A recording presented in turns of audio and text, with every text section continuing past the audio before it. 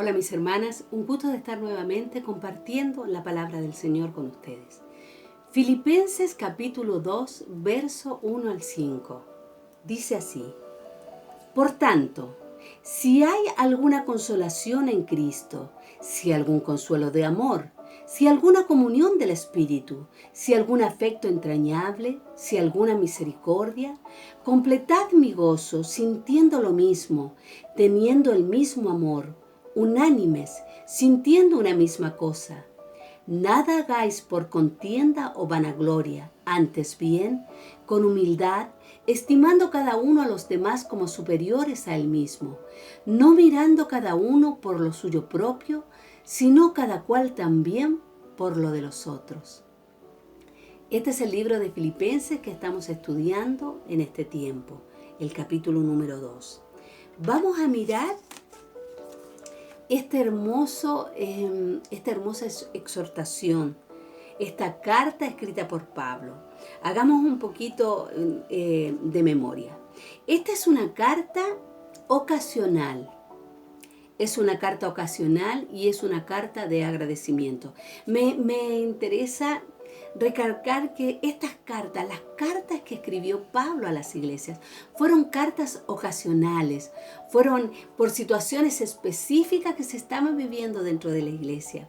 Y es maravilloso verlo y entenderlo así, porque aquí vemos la soberanía, el poder de Dios, que por una situación puntual de una iglesia en particular, Él tiene la gracia y el poder de haber podido transmitir por años, por siglos, su mensaje.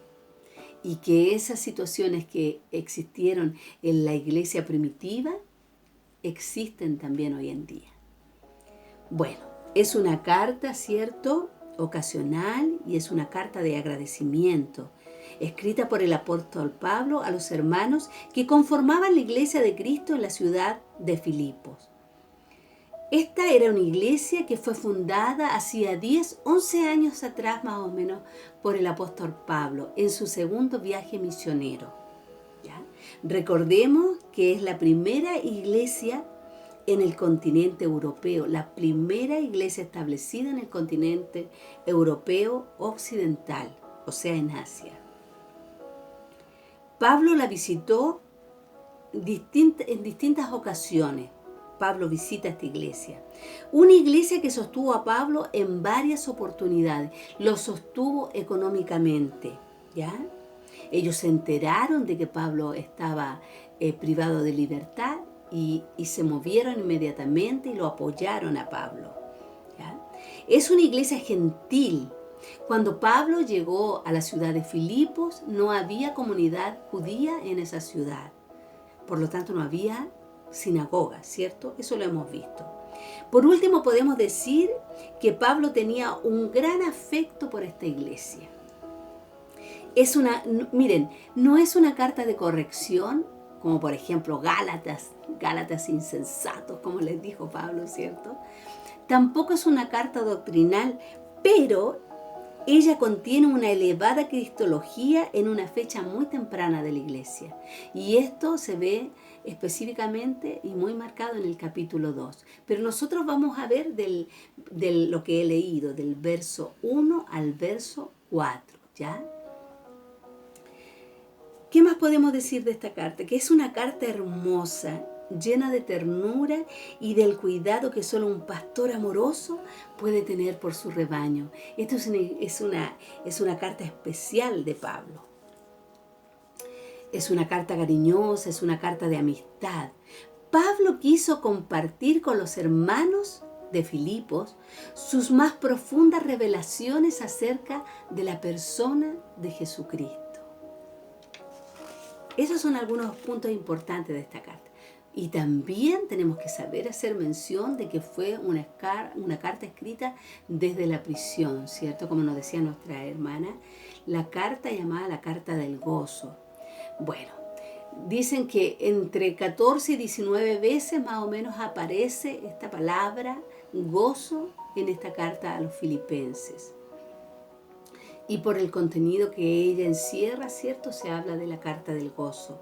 Pero es interesante saber que el nombre del Señor Jesucristo aparece 40 veces en esta carta. Podemos deducir que este gozo del cual va a hablar y expresa el apóstol tiene que ver directamente con la persona del Señor Jesucristo. ¿Amén? Esos son datos. Sigamos. Vamos a empezar con el verso 1. Dice, por tanto, por lo anterior, siempre cuando dice en esta revisión Reina Valera, ¿cierto? Por tanto, es porque Pablo está tomando algunos versículos anteriores. En este caso es como del 27 al 30 más o menos, donde Pablo está explicando cómo hacer frente a conflictos exteriores, o sea, en ese caso la persecución. Pablo en los últimos versículos del capítulo número 1 estaba hablando de la persecución. Y él ya estaba expresando cuál debe ser la actitud frente a esto, ¿cierto? A estos conflictos externos en contra de la iglesia. Y sigue, dice Pablo, si hay alguna consolación en Cristo, si algún consuelo de amor, si alguna comunión del Espíritu, si algún afecto entrañable, si alguna misericordia. Este sí que dice Pablo aquí, se le llama a estas afirmaciones que está haciendo Pablo preguntas retóricas. Esto quiere decir que son preguntas que no exigen una respuesta ni por parte de quien está haciendo la pregunta, entre comillas, ni del que la recibe, ¿ya? Sino más bien son como para afirmar algo. O sea, no es de pregunta, sino que es un sí de afirmación. Pablo está dando por hecho todas estas situaciones. Y en base a esta realidad de sus hermanos de Filipo, sus compañeros y amigos, comienza a desarrollar la idea de su exposición. Él está dando por hecho estas situaciones. ¿Qué situaciones? Dice que ellos han experimentado la consolación de Cristo, el consuelo de amor, la comunión del Espíritu, el afecto entrañable y la misericordia de Dios. O sea, lo da por hecho, ellos han experimentado todo esto. Y Pablo, debido a eso, miren, en el capítulo número 1, Pablo habla de la filosofía del vivir cristiano. ¿Cuál es el pensamiento del creyente? ¿Cuál es el pensamiento que debe haber en el creyente? Lo que él expresa. Para mí el vivir es Cristo y el morir es ganancia. En el capítulo número 2, Pablo quiere llevar a los filipenses a la vida práctica. Y es en este llamado que hace el apóstol aquí. O sea, dice, ustedes tienen una relación con Dios, ustedes tienen comunión con el Espíritu, ustedes han experimentado la misericordia de Dios, todas las cosas que Él nombra. Es así. Ahora dice en el capítulo número 2, miren qué interesante. Capítulo número 2 dice, completad mi gozo, sintiendo lo mismo, teniendo el mismo amor, unánimes, sintiendo una misma cosa. En esta relación de amor y compañerismo con los hermanos filipenses, el apóstol se siente con la libertad de hacer una petición. Debido a todo eso que él ha nombrado, que los hermanos de Filipo sí poseen, sí han experimentado, el apóstol ha llamado la atención, ha exaltado y dado por hecho las cualidades que esta hermosa iglesia poseía en la comunión con Dios. Ahora los llama a hacerlo práctico con los demás. Y es increíble porque dice que a pesar de estar privado de libertad y encadenado, él expresa, habíamos visto que él está gozoso, ¿cierto? Él expresa gozo, pero aún puede gozarse más. Estos hermanos pueden traerle más gozo a Pablo. Y aquí Pablo va a exponer cómo estos hermanos pueden añadir a su gozo. Pero antes de esto, veamos una mirada de lo que es el gozo. Tendemos a separar la alegría del gozo, pero la verdad es que están un poco ligadas, ¿ya? Si bien es cierto, el gozo es una condición interna, sí muchas veces se ve reflejada en la alegría, ¿cierto? Porque sería igual extraño un cristiano, un hijo del Señor lleno de gozo y como apático que no exprese, aunque hay situaciones difíciles que no se puede expresar alegría.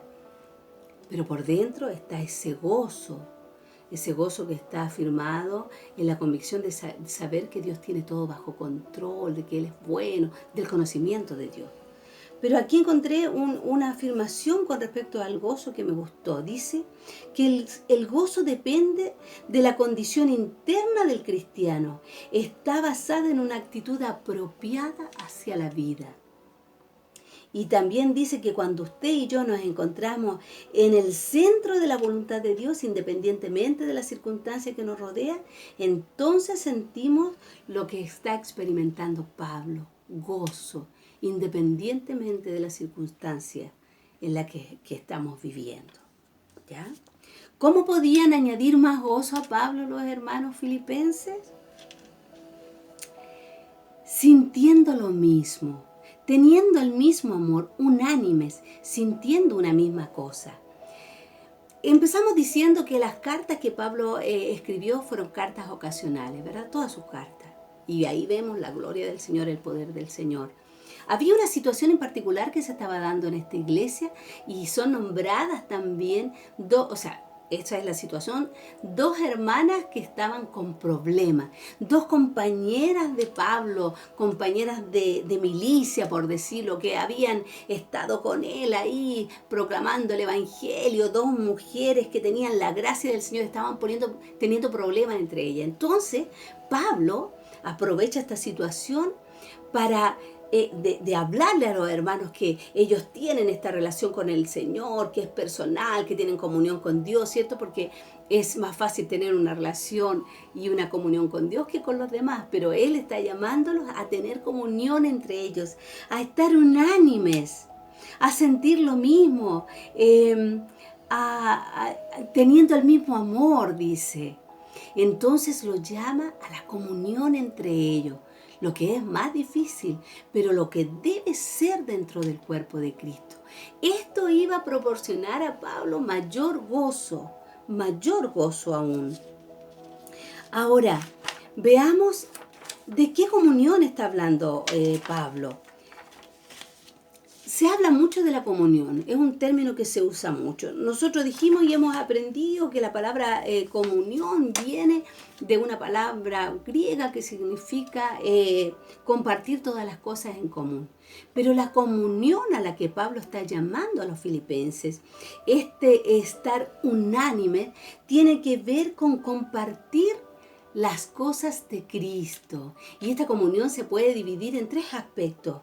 Una comunión espiritual, que tiene que ver con compartir las grandes verdades acerca de Cristo. O sea, Efesios 4:4 dice que somos un cuerpo, un espíritu, una misma esperanza, un Señor, una fe, un bautismo, un Dios y Padre de todo. Son las verdades de Cristo las que nos hacen ahí estar en comunión, ¿cierto? Y esto también se ve en la vida práctica, en la comunión espiritual, en la lectura de la palabra. Cada vez que el pueblo se reúne, cada vez que el cuerpo está junto, la lectura de la palabra, la oración, la celebración de la Santa Cena, el recoger las ofrendas, y yo agregaría el adorar juntas o juntos, ¿ya? Esa es una parte de la comunión. La otra es la comunión en compañerismo con Cristo. Estamos en paz con Dios, estamos en paz con el hombre. Comunión. Y por último, la comunión que tiene que ver con la cooperación armoniosa. Trabajar juntos por la causa de Cristo. Difundir el Evangelio y proclamar el Evangelio. Estas tres componentes tienen que ver con la comunión del cuerpo de Cristo. Esta unanimidad a la que Pablo llama a los filipenses. Amén. Entonces, haciendo esto, los hermanos sumarían al gozo de Pablo. Y sigue diciendo Pablo: nada hagáis por contienda o por vanagloria, antes bien con humildad, estimando cada uno a los demás como superiores a Cristo. Qué profundo esto, y cómo nos hace pensar en las motivaciones que nos mueven. Nada hagan por contienda o por vanagloria, por rivalidad o vanidad. Hacía unos versos atrás, Pablo hablaba de de algunos que estaban predicando a Cristo por contención, por rivalidad, por envidia, ¿cierto? Querían opacar a Pablo y ellos lo estaban haciendo de otra manera, seguramente hablando de que por algo Pablo estaba preso, ¿cierto? Con rivalidad. Bueno, Pablo dijo, sea por esto, por lo otro, pero que Cristo sea predicado. Pero a esta iglesia que él ama, él quiere instruirlos y él quiere decirles, no lo hagan así. No hagan las cosas por contienda, por vanagloria, no hagan las cosas por el deseo de promoción o de reconocimiento. No, la motivación es importante y esto nos mueve a mirarnos en nuestras acciones también, ¿verdad? La palabra siempre va a hablar a nuestro corazón. Y Pablo les aconseja, no lo hagan así. O por vanagloria, tener un alto concepto de uno mismo frente a los demás. Sentirte superior, vanagloria. Una definición de vanagloria podría ser una opinión exacerbada, favorable de la habilidad propia, importancia o inteligencia. Hacer las cosas sintiéndonos capaces o con talento para hacer. Que el Señor nos guarde de eso. En el momento que sentimos que tenemos ese talento, esa gracia, ya no lo estamos haciendo en el Señor. No, dice Pablo, no lo hagan así, no lo hagan por vanagloria, no lo hagan por contienda. Y da la fórmula y dice, antes bien, no lo hagan, antes bien, ¿a dónde está aquí? Verso 3, antes bien, con humildad, estimando cada uno a los demás como superiores a él mismo. Esta es la fórmula que da Pablo, esta es la fórmula que nos da Pablo, con humildad. Qué tremendo es esto, amadas, porque si hay algo con lo que debemos luchar en nuestra vida, aún de creyente, es con el orgullo. Que el Señor nos ayude, que el Señor nos ayude. A veces el orgullo se disfraza de muchas cosas, se disfraza de motivación, pero está atrás ahí. Pablo dice, no, con humildad. La humildad es algo interno, tiene que ver con nuestra actitud interior, con cómo nos vemos a nosotros mismos y a los demás. La humildad, la gran cualidad de Cristo, la humildad. La única manera de que podamos desarrollar humildad en nuestras vidas, primeramente es por el Espíritu Santo. Sin el Espíritu Santo no tenemos humildad. Miren, la humildad es la cosa menos atractiva para el modo de pensar de este mundo.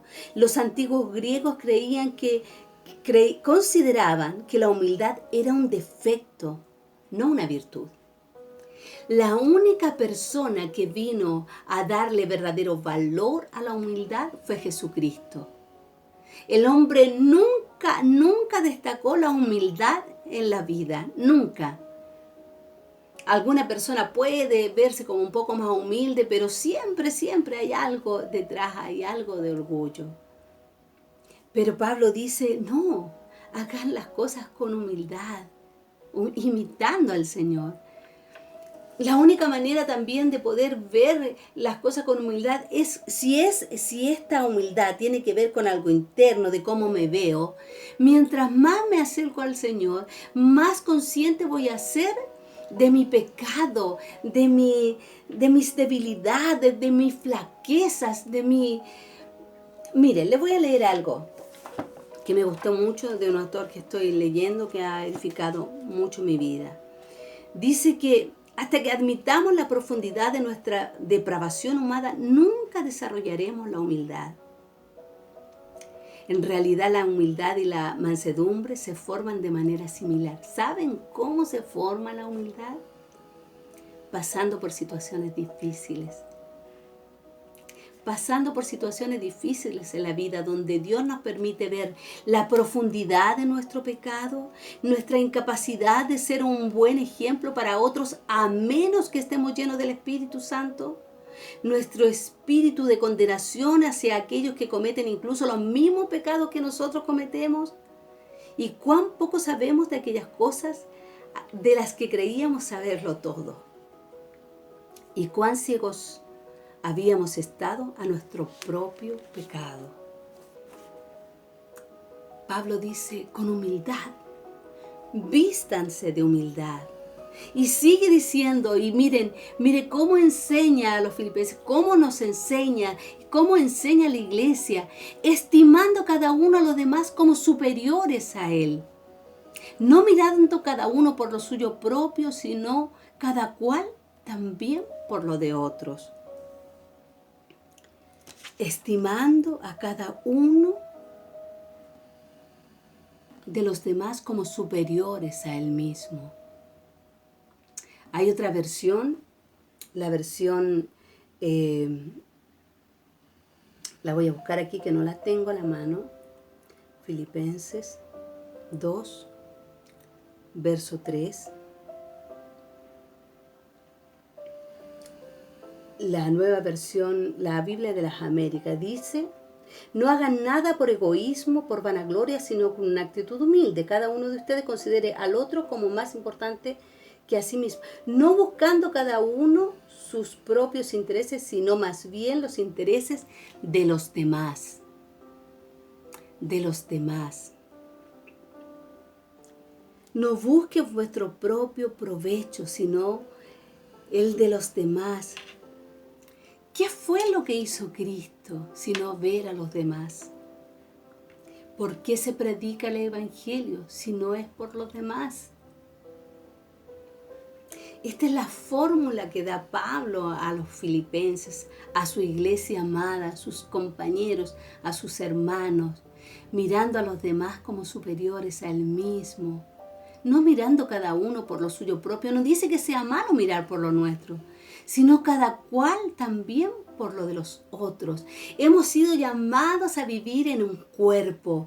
Hemos sido llamados a salir de nosotros mismos, de nuestro egocentrismo, de nuestra propia vida, nuestros propios problemas, nuestras propias situaciones, del yo, del yo, del yo. Estamos llamados a vivir en un cuerpo, a vivir en comunión. Estamos llamados a amar como amó Cristo, a ver a los demás. Él se entregó por el otro. Él se dio por el otro.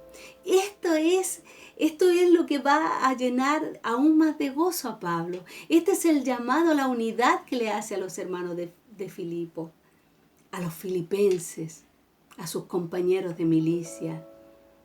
No solamente tengamos una relación con el Señor, no solamente tengamos comunión con el Señor, tengamos comunión con los hermanos, amémonos, estemos conscientes de que nosotros también tenemos nuestras debilidades, que nosotros también tenemos nuestras luchas, que nosotros también somos débiles, somos frágiles, pasamos por situaciones, necesitamos, nos equivocamos, amadas, amados, fallamos.